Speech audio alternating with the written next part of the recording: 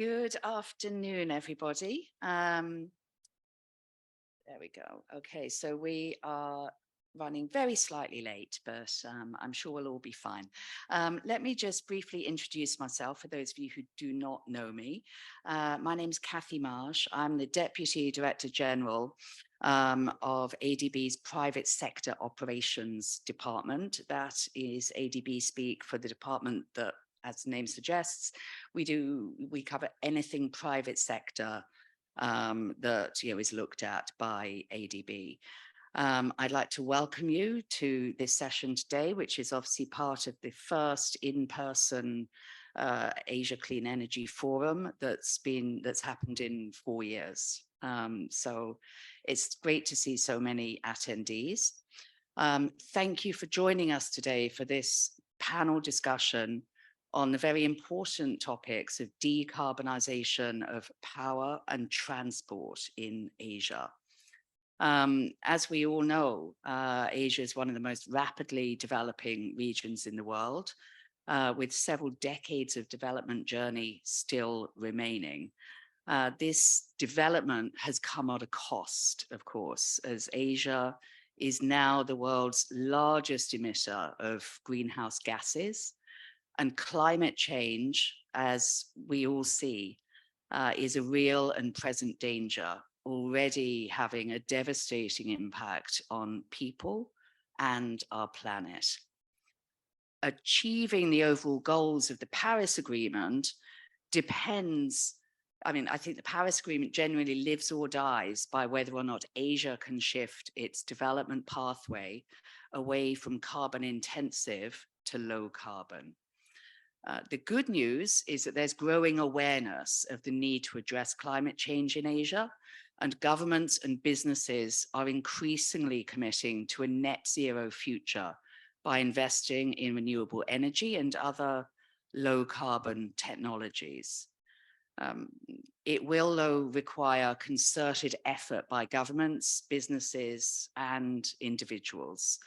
Governments need to design and implement enabling policies that support decarbonization, such as carbon pricing and renewable energy mandates.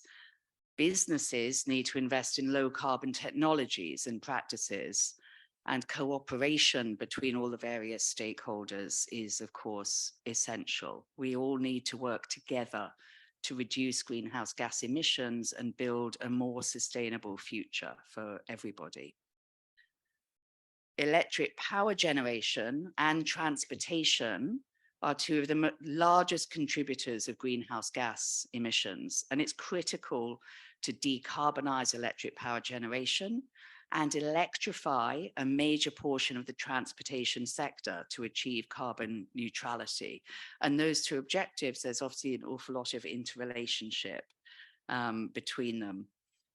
Innovative renewable energy technologies and business models can facilitate access to electricity, improve energy security, and accelerate energy transition. And similarly, by promoting low carbon transportation options, such as electric and hydrogen powered vehicles, we can reduce emissions from the transportation sector. Both need to work in tandem, as just reducing tailpipe emissions, that's not enough. The electricity that powers that e-mobility also needs to be clean. And the transition to a low carbon economy will create new opportunities, we believe, for businesses and workers in the clean energy and transportation sectors. So what we're doing in this panel discussion is bringing together some of the leading thought and practice leaders in developing Asia to discuss the challenges and opportunities of decarbonization. We hope to explore questions such as what are the key challenges for decarbonizing power and transportation in Asia? What are the opportunities in Asia for renewable energy and other low carbon technologies?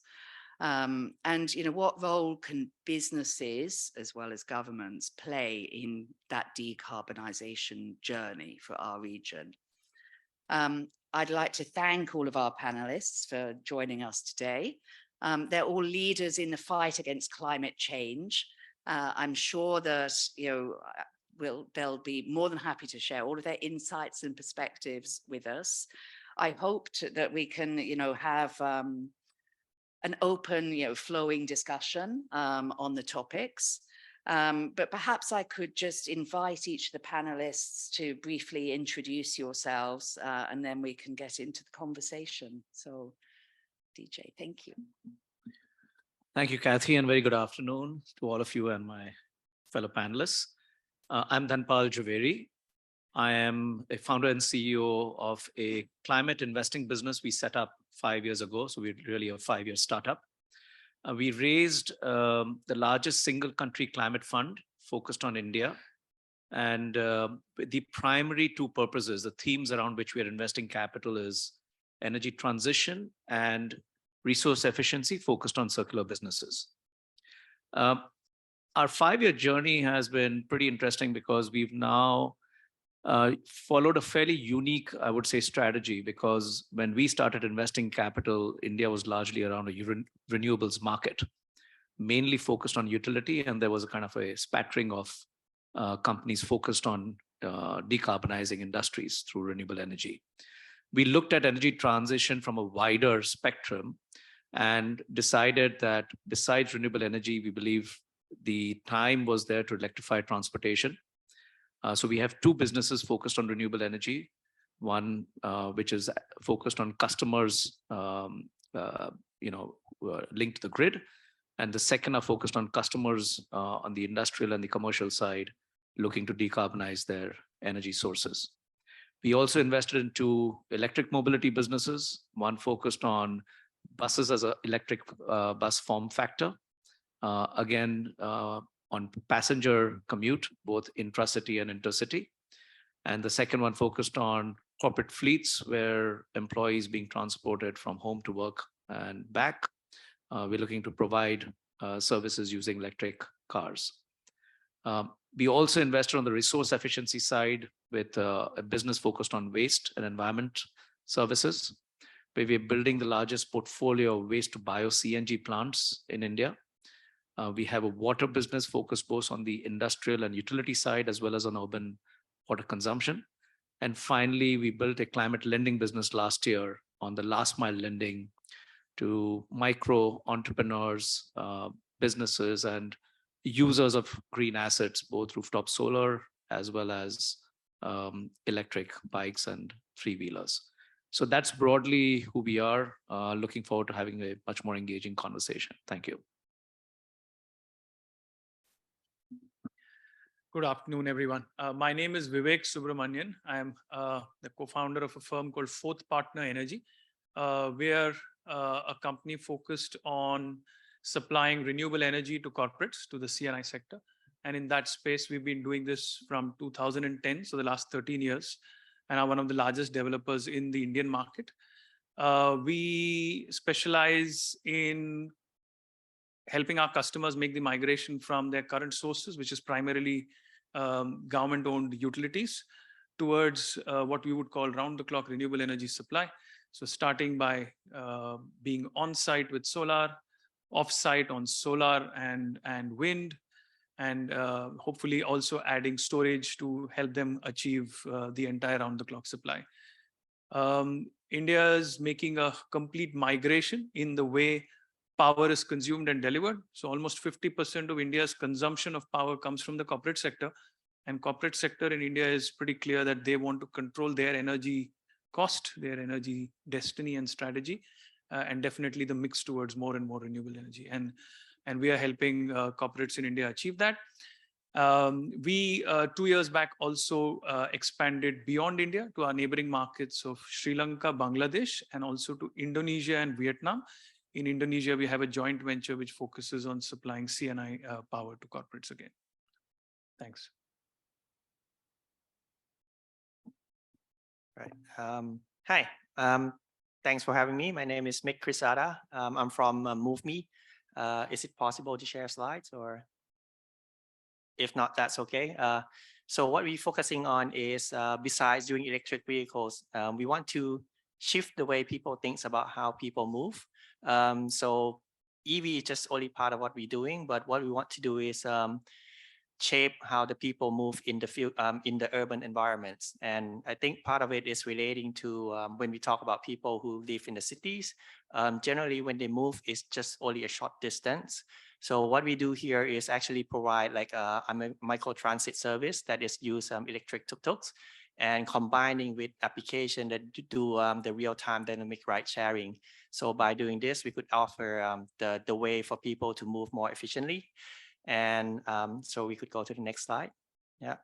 And what we do is actually, besides doing EV, we try to break the old paradigm of moving people in the cities, because in the past, when you talk about moving people in the cities, it's either like a public mass transit, like a bus, which is very affordable, but it's not convenient, or you either have to pay expensive for a taxi that is convenient for you.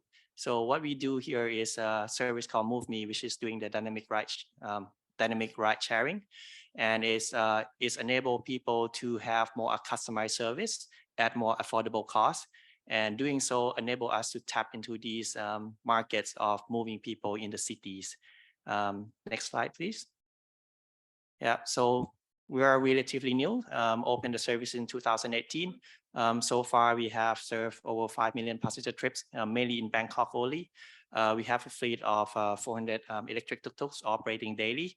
And emission-wise, we also register for the carbon trading, and the numbers is a bit tiny, but I would challenge you to think about in the past when people talk about saving carbon dioxide from electric bus, people just think about a bus moving, right? But often what you see is actually you see empty bus moving, and that could be claimed as saving carbon credits.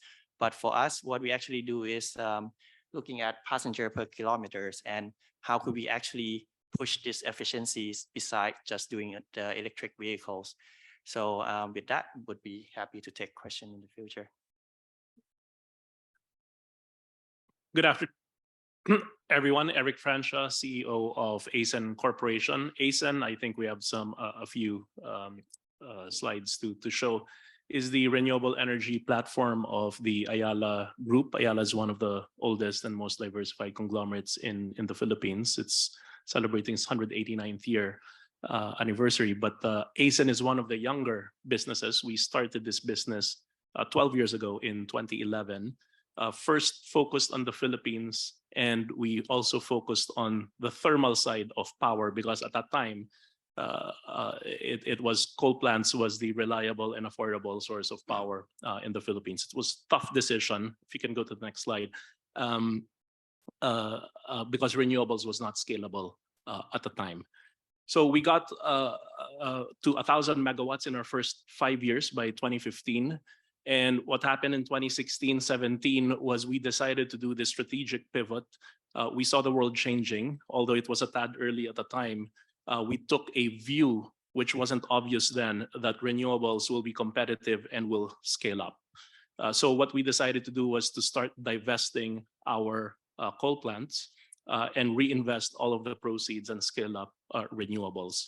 We also redefined our market from Philippine power market to regional renewables market, which was an important pivot for us back in 2016, 2017. And now we're one of the largest core businesses of the Ayala Group, alongside with our real estate, banking, and telco sister units. We now are over $4 billion of market cap listed in the Philippine Stock Exchange. If you go to the next slide, that transformation has happened the last 5-6 years, where we flipped around basically our 90% coal to virtually zero today. ASEN just completed its divestment, and I'll touch on that in a little while, to almost 100% renewables, over 4 gigawatts of renewables today. You'll see the snapshot of our portfolio. Most of it is under construction, because we really have just scaled up from 100 megawatts to where we are today, 40x to over 4 gigawatts, just in the last 4 years, from 2019, when we de facto listed ASEN as a listed company. We're now in 5 or 6 different markets: Philippines, Indonesia, Vietnam, India, Australia, and most recently entered the US as well.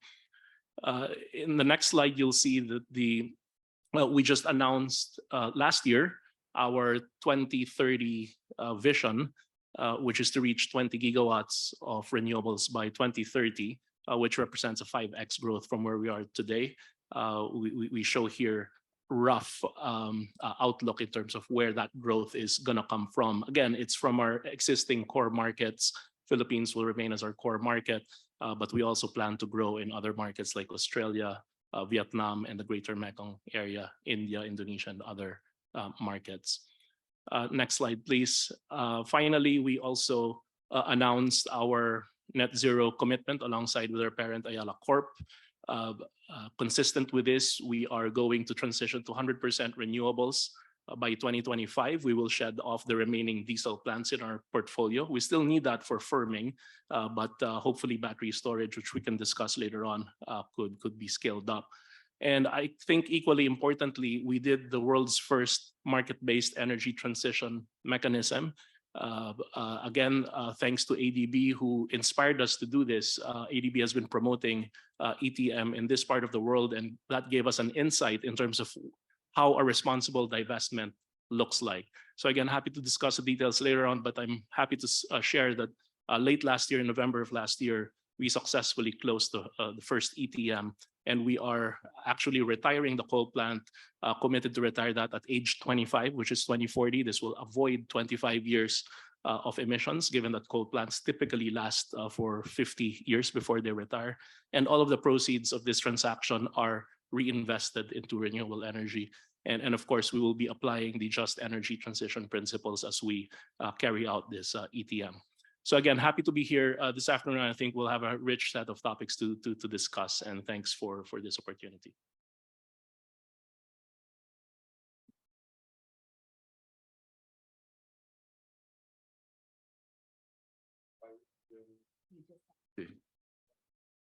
Yes, thanks for sharing the inspiring journey that East10 has undertaken to transform the whole group. For me, I'm Yen Bin from the CFO of Summit Power International. Are the slides available to share? Okay, thanks. Next slide, please. So as you can see, Summit Group is the leading conglomerate in Bangladesh with a diverse set of business spanning power generation, port operations, oil and shipping, telecoms, and real estate. For us, I'm on the left-hand side, which is the Summit Power International Limited. This entity was incorporated in 2015 with the backing of IFC.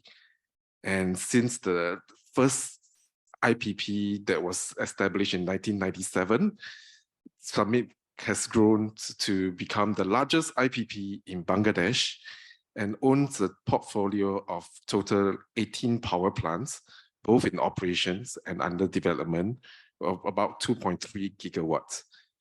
We also operate at Bangladesh's second FSRU with a total capacity of around 500 mmCFD. Next slide, please. Over the years, Summit has developed long-term relationships with world-class partners and investors. In fact, IFC has been with us since the beginning, since 1997. And he has provided us funding for both the project level and corporate level. And most significantly, in October 2019, JERA, which is the largest power generation company in Japan, has acquired a 22% stake in SPIL. JERA, as a strategic investors, bring on to us global power development and operation expertise. In fact, last year, we actually signed another MOU with JERA to explore the development of a carbon neutral roadmap for Summit Power International, because we know that JERA is in the forefront of exploring technologies such as green hydrogen and ammonia. Other key investors that we have and which we have partnered over the years include Mitsubishi, GE, Taiyo Life, and they have partnered with us in a variety of projects, like, for example, the FSRU, Bibiana, Magna Carta 1 and 2. And next slide, please. If you look at how far we have come since 1997, it is an astonishing journey. And ever since inception of the first IPP in Bangladesh. The company has gone through the various phases, and you can say that the rapid expansion phase was from 2014 onwards. And we have proven that we have the ability to execute project in a clinical and efficient way. For example, this is in 2011, we got the Fast Track Award for the Narayanganj plant for the commencement for construction to commissioning in 270 days. And in 2018, we did it again for Gazipur 2. And that was when we also managed to complete construction within 9 months. Right now, for us, the greatest priority is actually to achieve COD for our Magna Carta 2 plant by October this year. Next slide, please. This slide just shows you the overall footprint of our plants in Bangladesh and in the region. Just to note that currently we do have 67% of our capacity is natural gas fuel with the remaining HFOs. So I think we do have a long way to go in terms of transitioning to renewables, but that is something that is definitely on the roadmap for us. Next slide, please. Look, if you look at Summit as a leading IPP in Bangladesh, we realize that we have a special responsibility in terms of adopting the latest technology for the country. For example, for Magna Carta 2, we are the first project in Bangladesh to use the GE H-class turbine, which is equipped to burn a variety of blended fuels, including green hydrogen and natural gas. Therefore, eventually, if green hydrogen becomes affordable enough for Bangladesh, our plant is equipped to take that. Next slide, please. This slide just shows you in terms of our resilient business model. There are some key highlights that we would like to see, some salient features, and which is that first, these projects tend to be availability-based payments with no dispatch risk, pass-through of fuel costs, and all the PPAs are in majority are indexed to USD. In fact, these project structures have been regarded as bankable by international lenders who are able to and comfortable to provide long-term non-recourse financing to us. And of course, all these contracts are backed by the strong government of Bangladesh guarantees for some of the various obligations in the project agreements. Next slide, please. Yeah, this is the part where we look at our renewable journey. As you know, Bangladesh has announced that it plans to achieve 40% clean energy by 2041. And as a leading IPP in the country, we have to carry a heavy burden of responsibility to ensure that we can play an active role in ensuring the smooth transition and the just transition of the country. Therefore, as Summit Power International, we have already started tracking our own GHG emissions, and we are also in the process of formulating our sustainability strategy. Broadly speaking, our sustainability strategy comprises of 3 prongs. First is to improve the energy efficiency of our portfolio of power plants. Specifically, if you look at it, our power plants, the gas-fired plants and the CCGDs tends to be the more energy efficient ones. And therefore, we are trying to look at ways to move more towards that direction. And that also means that we will in future focus on more gas-fired rather than liquid fuel plants. And on top of that, we are also looking actively at developing renewable projects both within Bangladesh and also in South Asia and India and also Southeast Asia.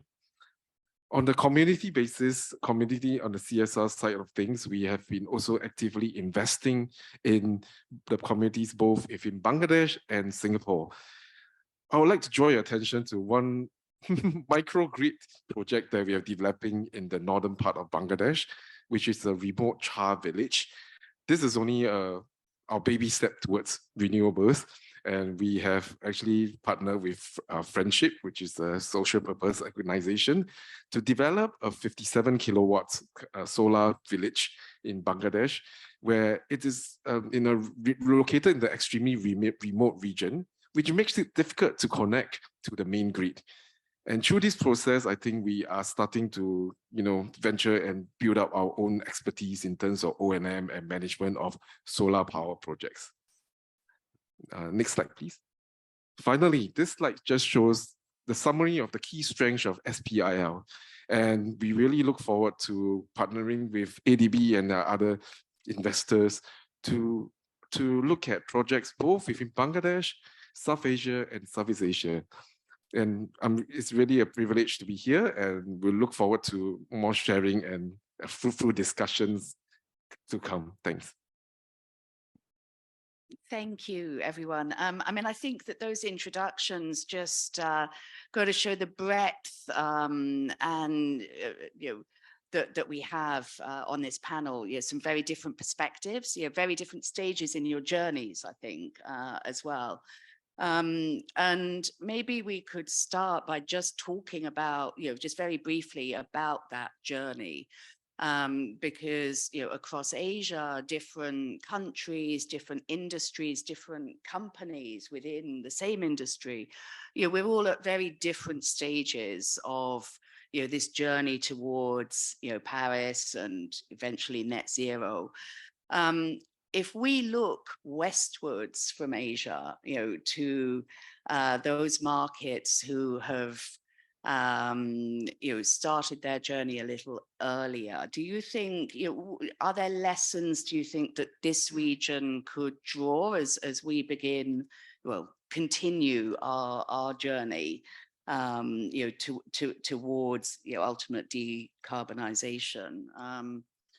Danpal, maybe I could ask that of you initially. There's a lot to answer in that I one know. question, but let me try and keep it very concise. I think if you think about, carbonization has been kind of a parallel outcome of industrialization of nations. And what's happened over the last 100, 150 years as the West industrialized themselves very rapidly, and over the last 30 plus years, China industrialized itself very rapidly.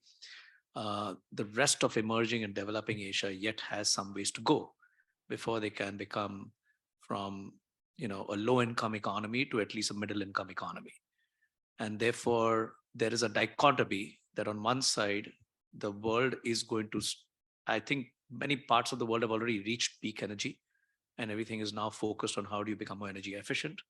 Whereas other parts of the world, like emerging Asia, is yet to reach peak energy. India, it's stated, will double its energy requirement by 2040 and will triple it by 2050. So there's going to be a massive need to try and figure out a way as to, while we continue to make sure that the engines of growth continue within these economies, how do you, leapfrog and manage that energy transition and the growth being driven through clean energy, as compared to, continuing to burn carbon-based or fossil-based fuels.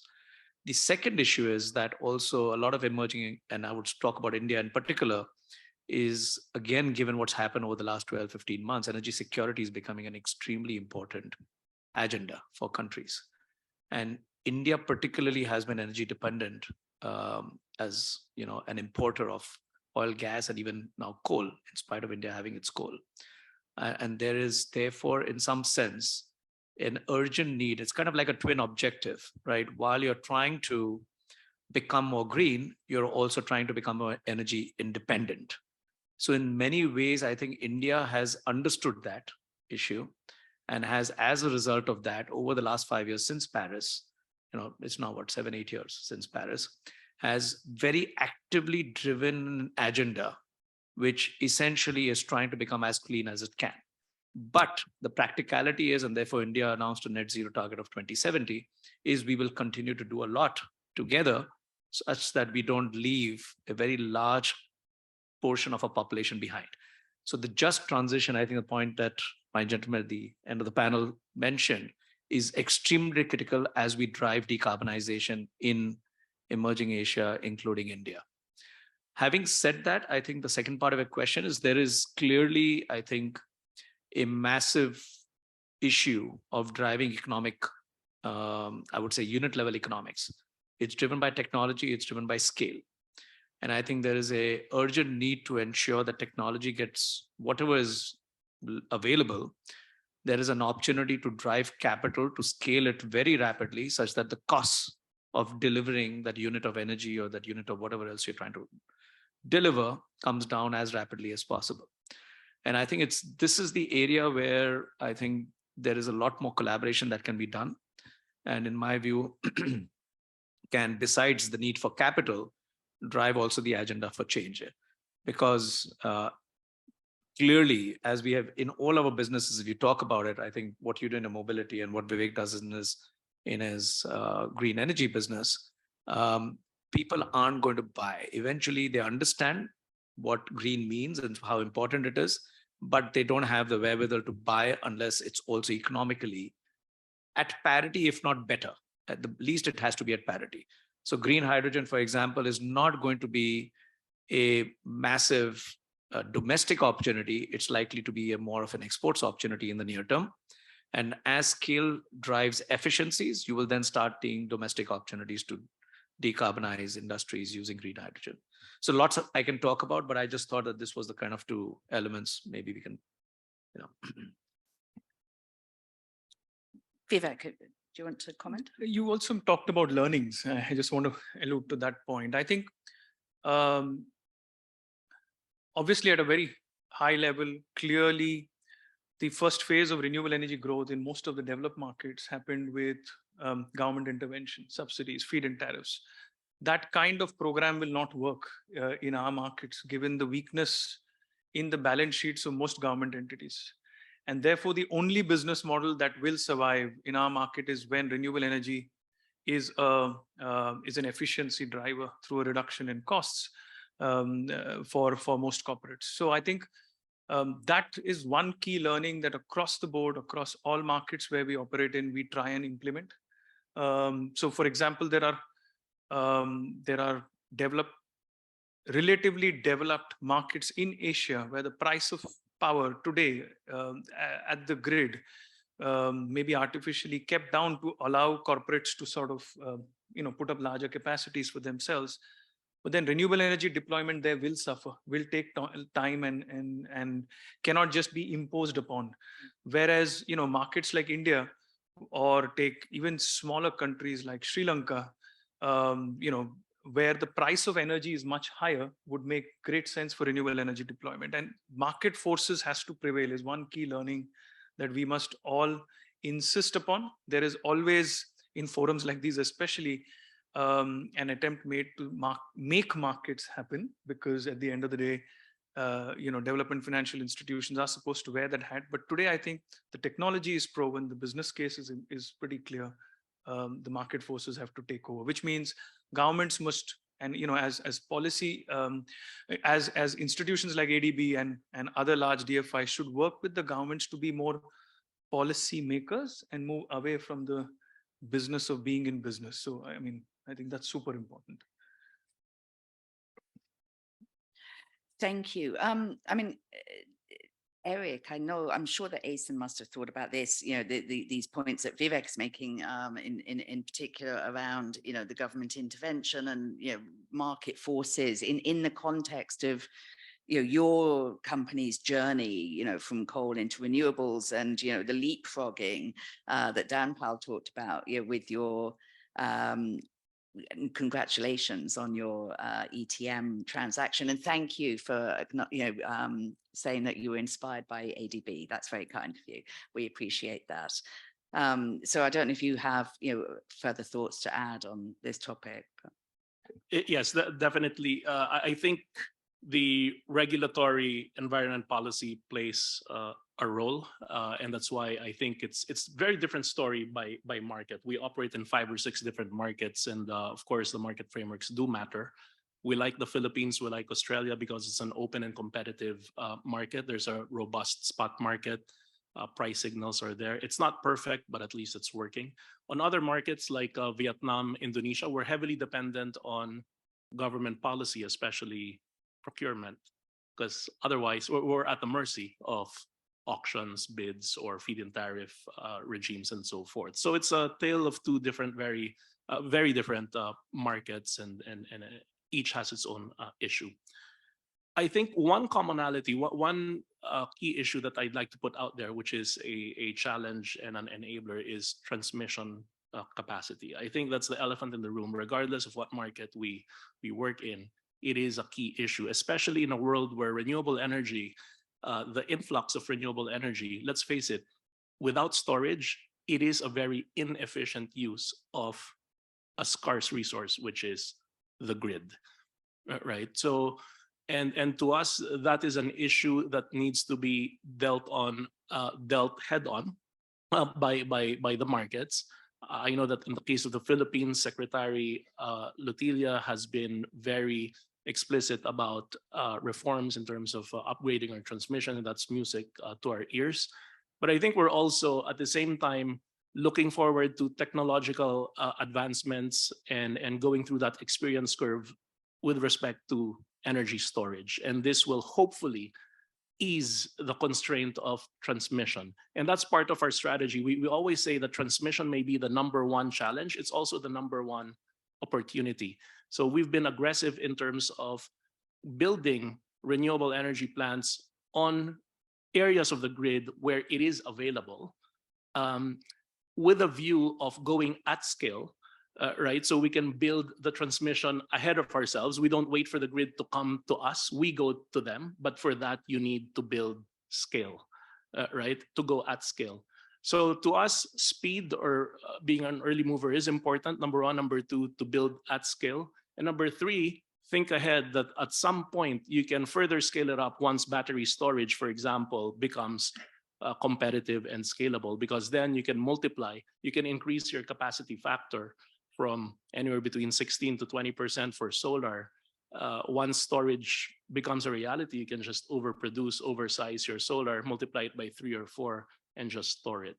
But I think you need to complete the picture to enable this. And then later on, my final point is there's a role for e-mobility to, maybe that's a hospital pass to Mick, to play here in this whole ecosystem, because in managing, balancing the grid, the demand side obviously has to be in the equation as well, not only on the efficiency, but also on demand management. And I think there are a lot of synergies. Vehicle to grid, for instance, is a huge potential enabler to balancing and optimizing the system.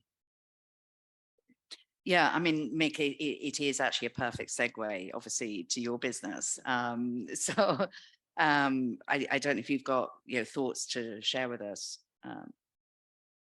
Sure. Just I think you mentioned about like the West and how could like developing country like in Southeast Asia could follow them. And I think one of the key thing would be like the timing. I think decarbonize will happen, but it's always tension between like affordabilities and green, right? And for us, in our case, why do we choose electric? Is the original idea was not because of green, but because of the new paradigm in engineering that actually allow us to redesign, package the vehicles to allow for share 6 people, which is not possible with the internal combustion engine. So I think question back is like, how do you actually, the service for us is like for people that actually maybe not be able to afford the car. So the question is more like for them is how could they afford this before they think about the green, right? I mean, they probably think about how do they get affordable service regardless of green or not. So that's always a challenge, and it's always like an agenda for people like ADB to talk with governments, because like what I see is often like the disparities with the tax mechanisms that actually doesn't allow new technologies to excel. Like there's still subsidiary in gasoline, in diesels, while for EVs, they're still quite lag behind in terms of this, which create like a unfair advantage to some old technologies. Yeah. I think that's a really interesting point, actually, and particularly as somebody who lives in Manila, I have gas cars, right? I have seen one electric jeepney near my village.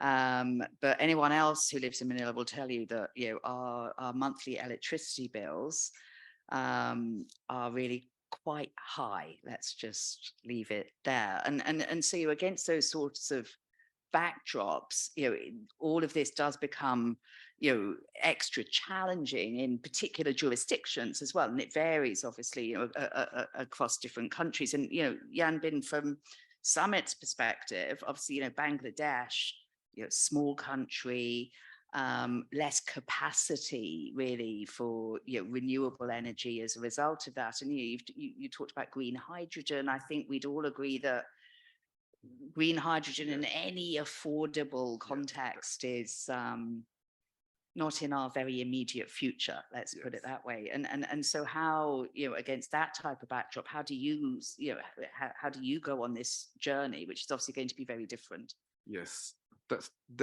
the great point to bring out in terms of affordability. If you look at Bangladesh in terms of the GDP per capita, it's quite low. It's one of the LDCs, and therefore affordability is a big issue.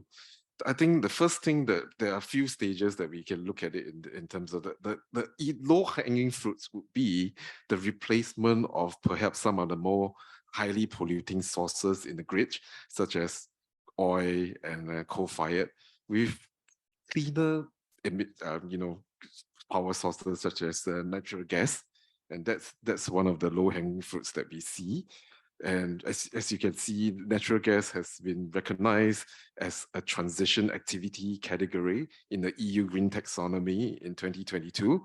And if you look at in terms of the grid within Bangladesh, around 55% is currently gas. And the country has again announced a clean energy move towards clean energy, 40% by 2041. And even in that scenario, gas still plays at least around 30% in the whole grid system. The point is that for some of these countries, it could be first to start with replacement of some of the more polluting sources with a cleaner source. And the next step is to look at improving energy efficiency.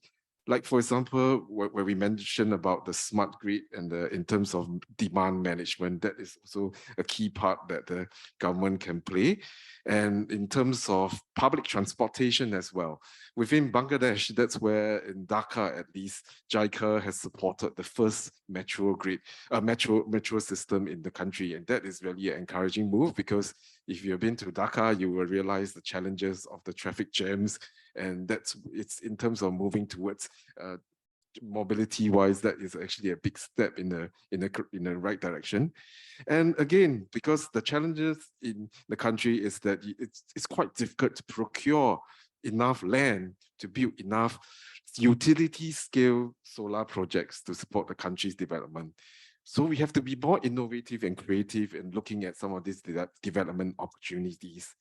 This includes, for example, rooftop solars for some of the industry parks, floating solar, and also one of the projects that I mentioned earlier, because especially in remote North Bangladesh, where there are some of these villages that are prone to erosion and flooding, and the thing is that it's quite hard for them to connect to the main grid.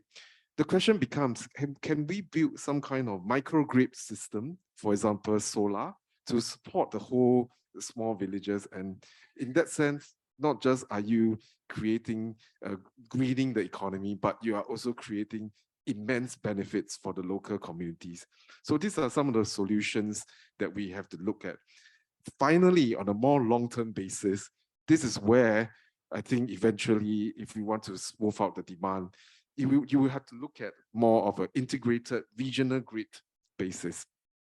I think in this part of the world, Southeast Asia, and in the context of Singapore, for example, Singapore is looking at importing 30% of renewable power by 2035 or so.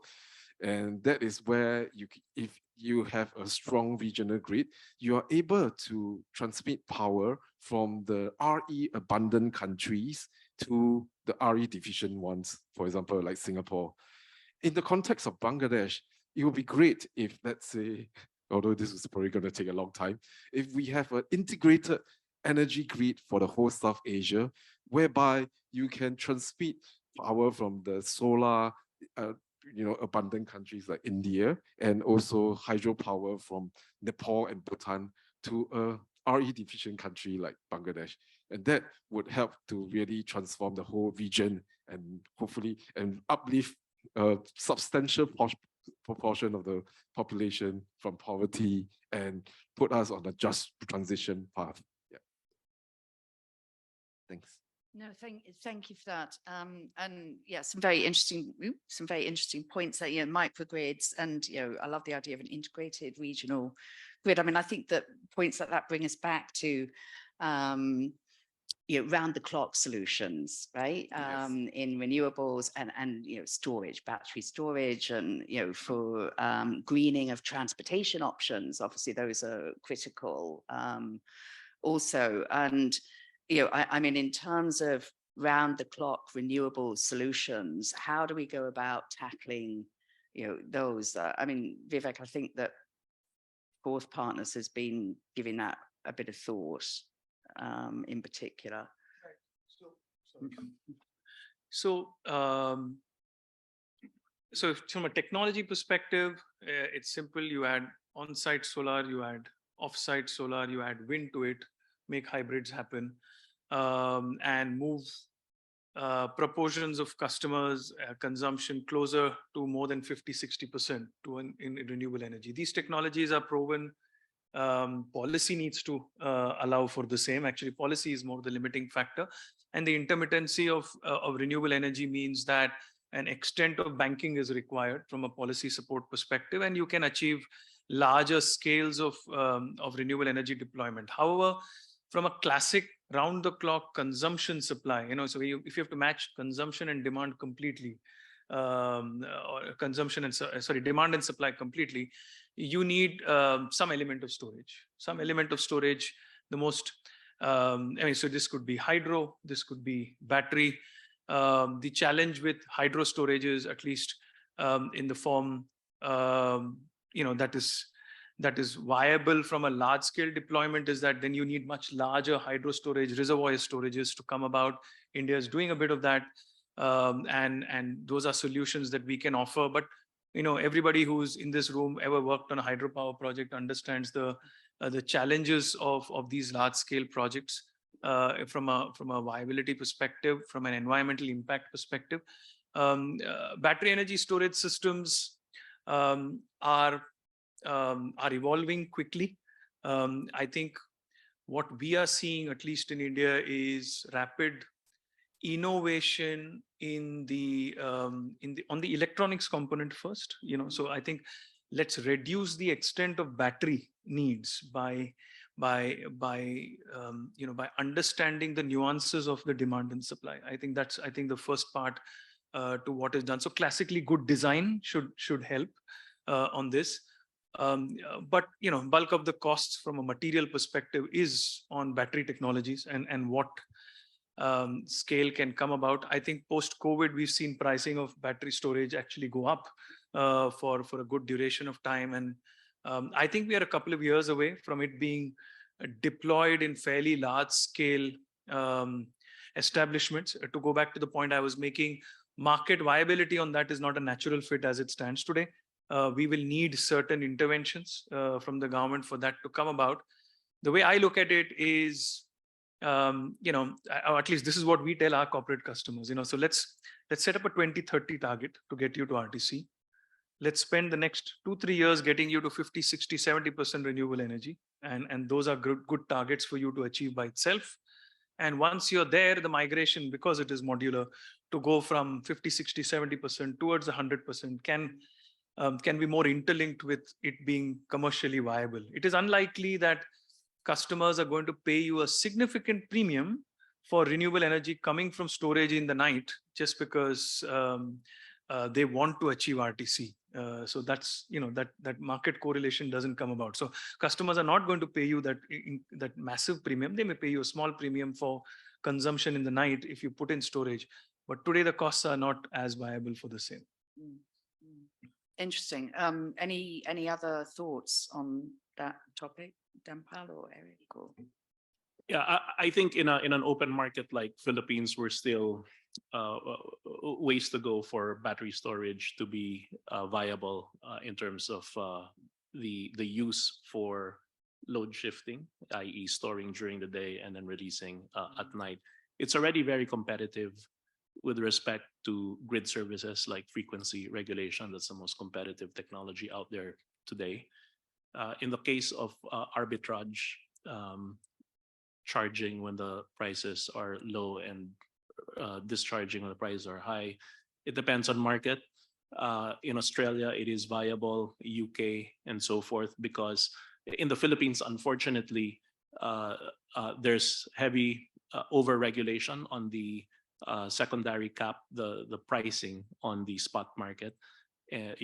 Arbitrage thrives on volatility. And if there's heavy regulation, it is a disincentive for storage investments. There's also the grid charge levied on storage. So I think some fundamental adjustments, it need not be subsidies, but the regulation should be sending the right price signals, which we're not getting yet, at least in the case of the Philippines.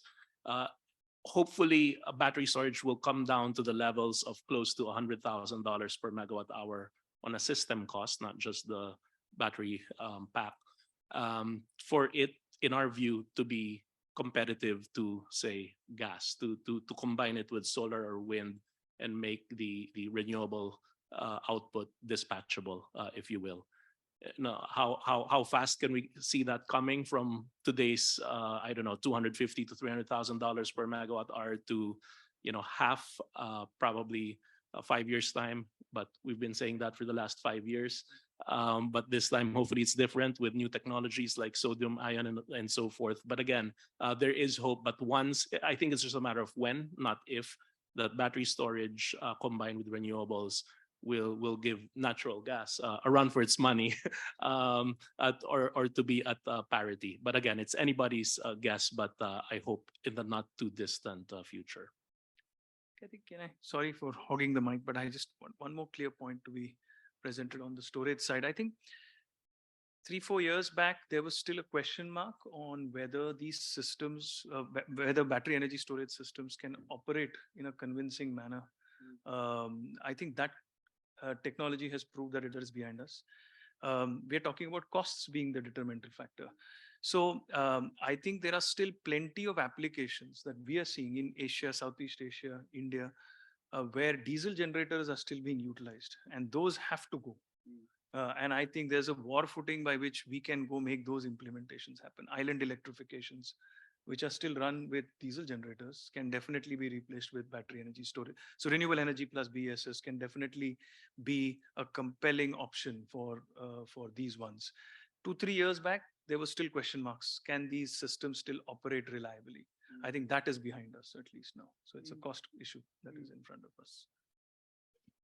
Yeah, I mean, again, I think that raises interesting points, doesn't it, around the evolution of technology and the application of technology in, again, this journey towards net zero. Because as you say, Vivek, a handful of years ago, we were all scratching our heads about the concept of BESS and so on, and we don't do that head scratching anymore.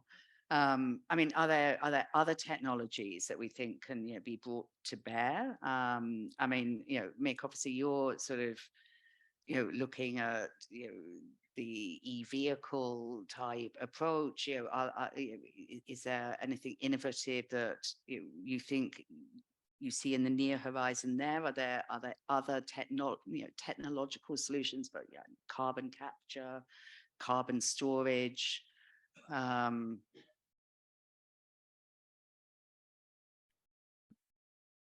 Yes, currently there are some new technologies out there, such as SMRs and small modular reactors, and also including floating nuclear plants.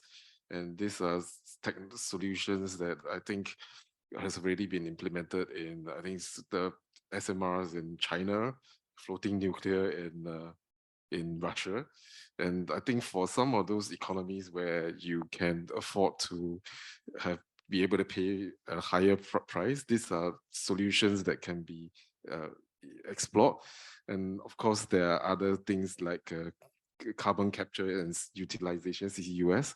But the challenge, of course, is really bringing down the cost of this technology to a level that is considered affordable for most developing countries, and especially for a country like Bangladesh. So those are the things that potentially can be considered as to supplement basically energy storage solutions. I think from transportation side, I think there's still a big room for improvements and technology wise in terms of second life for the batteries, as well as battery recycles, and those stuff I think will help drive the cost down. And like in the past, we didn't have that many EVs, but now we have many EVs in the markets, and now we actually have many batteries that actually pass their first life. So there's a lot of room to play in this second life opportunities that I think there's a market, and hopefully it will actually bring the cost of all the EVs down as well. Yeah. Yeah, if I could just add to that. In fact, we are yet in terms of renewable penetration within the total energy supply, right? In India, it's maybe 9-10%. I was speaking with Eric yesterday and he said it's 4%. So we are yet, I would say, long ways to go in increasing the share of renewable within the energy grid. And I think electric battery storage, as Mick rightly pointed out, in my at least view, is going to be that as electrification of transportation gathers pace and you start seeing batteries come off EVs, they are clearly a perfect use case in terms of the second life for energy storage. So you need a large enough, I would say, ecosystem of batteries being used up in the first life and then being put to deploy. And so in many ways, if you drive both electrification of transportation and renewable energy within the grid, you will start seeing that develop itself. And there's no perfect way to do it because most of it we want to do it through market forces, but we just need to allow that to happen. No, thank you. I've seen sort of lots of nodding heads in the audience as we've been discussing, and I'm just conscious of time, and especially for you because I know you have to get to Naya. So I'd like to open the floor now to any questions that we might have in the audience. If somebody could take a mic, thank you. Good afternoon, and thanks very much. That was a very good panel. My question is really about the support of innovation in developing new technologies. There's a lot talked about battery storage and things like that, but if you look at the global perspective, not only do we have to eliminate coal by 2050, so there's something like 2 terawatts of coal that's got to go offline and be replaced. But electricity as a sort of proportion of the market also increases. That's meant to treble or increases at 3-4% per year on average for every user. So battery solutions, great for the time being, but the generation capacity has to be increased renewably. And so looking at the support of innovation, which is a lot of where that's going to happen, I'm just wondering what the panel thinks in terms of what support should be given by the companies that you'll work for at a very early stage, because I'm a renewable energy developer myself at an early stage, so it's a very biased question. But in truth, when you look at the larger organizations, it's very difficult to get financial support at an early stage, which is really where you need that support. You're nodding your head there. It's very difficult to do. And in fact, actually, that's what we should really be driving for. The comparative cost of developing very early stage innovation is very small. And lots of the companies that you work for could easily accommodate that sort of thing. I just wondered what your thoughts are on that. I think it's a, $100 trillion question, because, we're trying to fix what problem has been created over the last 100 years in 25 years. Right. And therefore, when you're trying to fix something like that at 4 times the pace, everything is required yesterday. I think the only silver lining or, in the clouds, and as you know, there's largely people talk about, at least in the world investing or funding winter. I think the one silver lining is really around climate and clean tech. There is definitely capital available for that, and I think it's definitely something that is being driven by, I would say, what I call the first C in my 4Cs, the citizens, right? Contributors to funds themselves, looking at seeing how do they increase their share of investments in the climate space, and that having a kind of I would say, a follow-on, knockdown effect into where the capital is going. Corporates themselves, as you know, are building large pools of capital available to climate. We ourselves have 2 corporates in our fund as investors. One is a oil and gas company, one's a tech company. And I do think that they understand the enormity of the problem, but I don't think there is just one kind of a solution to it. And therefore, innovation, as you rightly say, needs to happen. We as an investing business constantly looking at the use of innovative technologies, innovative products to kind of help improve the use case for our end customers. So we've bought for example, a smart water meter business, right? Because water is becoming now an increasingly scarce resource and more expensive resource. The same thing, we've started including technology within all our businesses are digital, and I'm sure Vivek also does the same. We're using trackers, we're using bots to clean these panels to increase the efficiency and output. And these are all innovative, small companies whom we are backing, either through contracts or through basically even investments, to make sure that they can bring the product to market and actually supply and make it real. I could share from the other sides of the table. And investment will be challenged, but I think it exists. But the types of investor who invest in this would need like a different time horizon, right? Because like often when people think about investment like VCs, and they often think about like software, which is asset light, and that could like return profit fairly quickly. Well, actually, when you talk about something that is more linked to asset, right? Either power generation or EVs, the time horizon is much longer. So it's need different types of investors, as well as people like ADB as well to help fund these to make it start. So yeah, so it exists, but it's just a different type of investors. Yeah.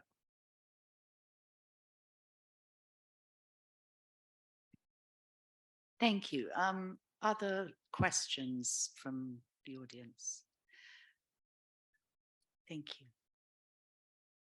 So I'd like to continue the question from financing that you just mentioned. So if the panel could comment on the role of government guarantees, public financing, concessional financing on getting more projects in the pipelines.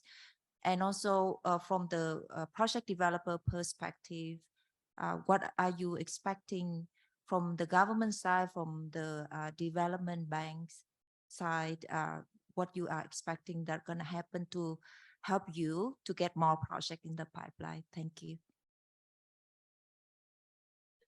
I don't know, Eric or Yan Bin, if you'd like to have a crack at that one. Take a stab at this question. Yes, you have brought up an important point, and the regulatory environment, it plays a big part. So as a developer and as lenders, the first thing we look at is the bankability of the project agreements and structures. So I think that is something, at least on the Bangladesh side of things, the PPAs and the government guarantees are all quite robust, as it is modeled based on IFC and other international banks, international financing requirements standards. So those are actually that's one key thing that we need to get comfortable.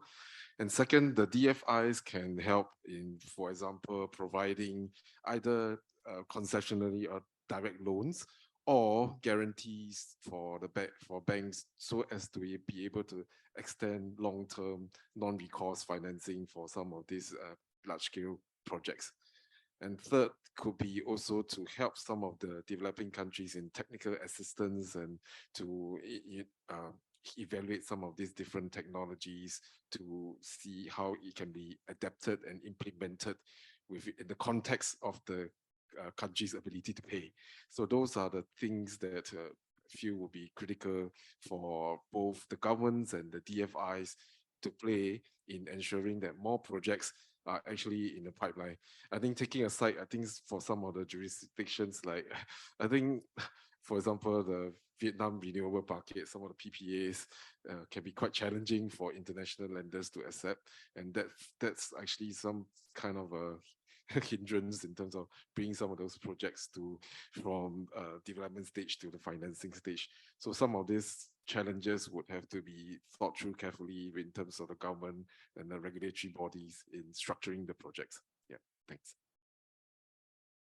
Maybe if I could add to that, I think governments, like in the case of Philippines, should really differentiate between, conventional projects like ground-mounted solar and onshore wind that could fit, traditional processes like the green energy auction, plain vanilla, and so forth. All that is fine.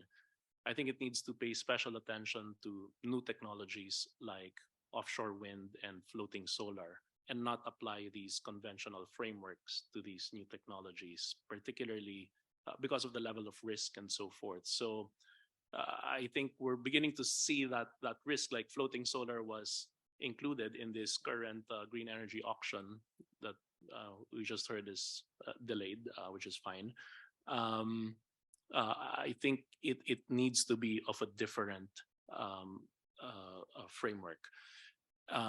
In fact, one of the things is there's even a moratorium, for example, on issuance of ECC or environmental compliance certificates for offshore wind and floating solar. So the timelines should be very different. The structure, the penalties for delay should be structured differently as well, because the risks are really unknown. So relative to the more conventional.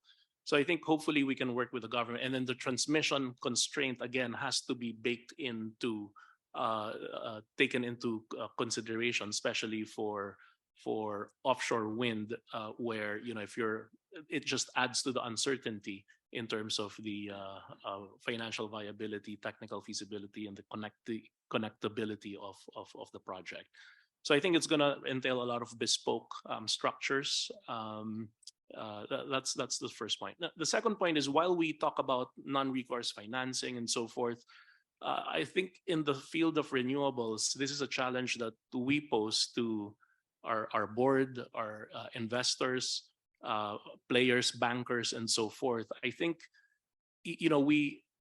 one provocative thought out there is, should we evolve our thinking from a more traditional non-recourse project finance, where long-term PPAs are king, to moving to a world where merchant projects, especially if it's relatively low risk like solar or wind, should attract financing even on a merchant or uncontracted position, right? So this is, again, if the oil and gas companies are able to do this and take risks and reasonable debt levels, and we're seeing banks increasingly take a position, not massively, but there are some banks who are already willing to finance merchant projects, albeit on a lower debt equity ratio. So we would like to see more of that, given the inherent potential and the relatively low risk.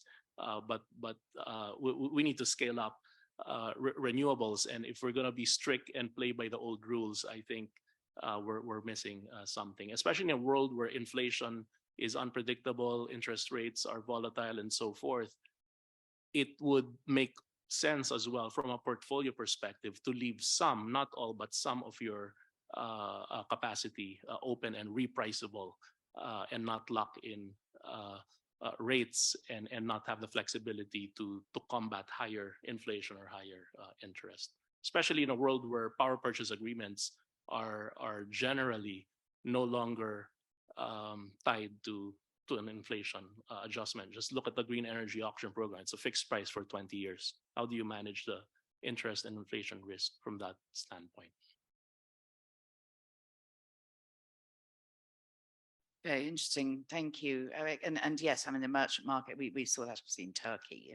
That's a sort of classic example of essentially now purely merchant approach. Yeah. Other questions from the audience? I think there was a lady in front before. Thank you. Thank you for a fantastic presentation and panel discussion. I wanted to lean into the transportation sector, and I really liked how MoveMe discussed about how you have to make it affordable for people to start adopting. I have to be on my tiptoes because it's kind of high. So I wanted to ask you, how do you, thank you, encourage greater adoption of lower carbon forms of transportations in the markets that you operate in? Thank you. In our case, we couldn't sell because we are green, so we actually make it affordable. And the key point for MoveMe is actually we designed the vehicle specifically for sharing, and EV technology actually enable us to do that. As I mentioned earlier, that for us 5 years ago to make decision to go EV, it doesn't quite make sense, right? It's too soon.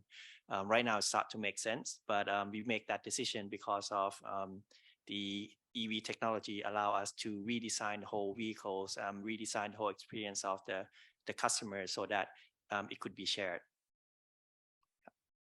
So as I say, it's always challenge, right, between affordabilities and green in developing countries. I think when the user is in like developed countries, they could afford the luxury to pay for the green options, but in market where the market is still developing country, it's always affordability is coming first. I think just to add, so India's been doing some pretty interesting stuff. One is that they're very clearly given that the government is a large consumer of transportation services and also a large operator of transportation services. They've actually attacked it from that perspective. So they're making 100% of the rail transportation systems in India electric, and it's almost entirely government owned, so it's easy for them to do that. Second is on the shared mobility space when it comes to buses, both for passenger commute, both intercity and intracity, wherever the government through either their own or state or regional or city level operators have the fleets in place and are looking to either replace or augment those fleets, they're driving electrification of those fleets by various kind of PPP models that they're introducing in that space. Then we really come to, I would say, the personal mobility space. That's the area where I think there'll be a longer J curve in terms of the pickup and adoption of transportation, because electric vehicles by nature are much more expensive, and there is only that much that the government can provide in terms of either subsidies or concessional duty structures to be able to support that, I would say, adoption. And in our view, therefore, what you will see in India over time is really this kind of three-phase kind of a growth taking place, where you'll start with government, then focused on shared mobility, both government and private, and then eventually get into personal mobility, which will drive adoption and therefore electrification.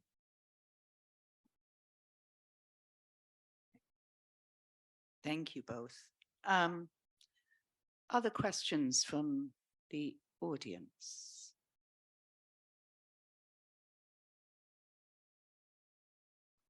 No. Everyone has gone shy on us. Oh, yes, thank you.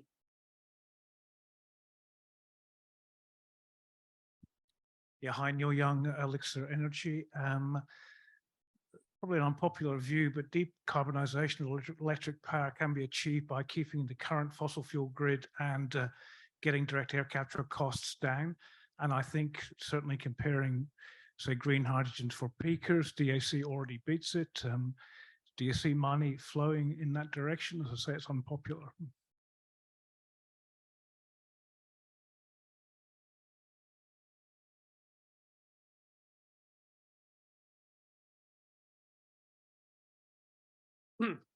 I think let me take a stab. I think if I understand the question / comment correctly, we're focused obviously on scaling up renewables and the associated technologies, be it storage or green hydrogen on the one hand, and retiring coal plants early if possible on the other hand.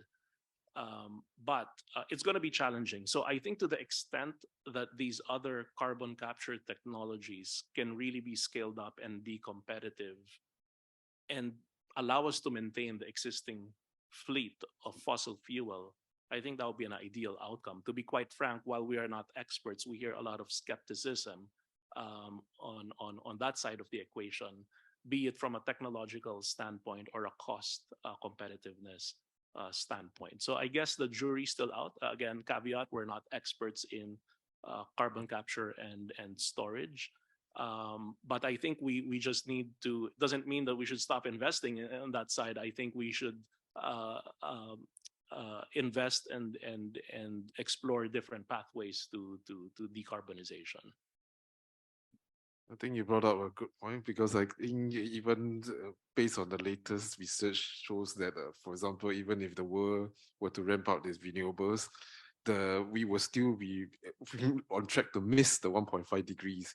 And therefore, negative emissions in the form of CCUS and things like that would be something that has to be explored in parallel. And hopefully, eventually, when we pursue multiple tracks in greening the world, we will be able to achieve a significant drop in terms of the cost, and therefore be able to deploy, for example, CCUS on a massive scale, because it's going to take a long time for you to really retire the entire fleet of gas and move the world completely towards away from fossil fuel. So that would help in terms of, lengthening the life of some of these assets, and also, yeah, let's see how it pans out over the next few decades. Thanks. Thank you, and thank you for your question on that. Again, just mindful of time, and one of our panelists has to get to Naya Terminal 3. I hope it's not raining outside. So I think with that, I'd like to just bring the session this afternoon to a close. Thank you to all of the panelists for your participation. It's been, a very interesting discussion, I think, and thank you to the audience for your participation and your attention as well. I saw lots of nodding heads and no closing eyes, and that's always very pleasing from where we're sitting. And I hope that many of you will be staying for the forthcoming days of the Asia Clean Energy Forum. And thank you for coming to our session this afternoon. Thank you.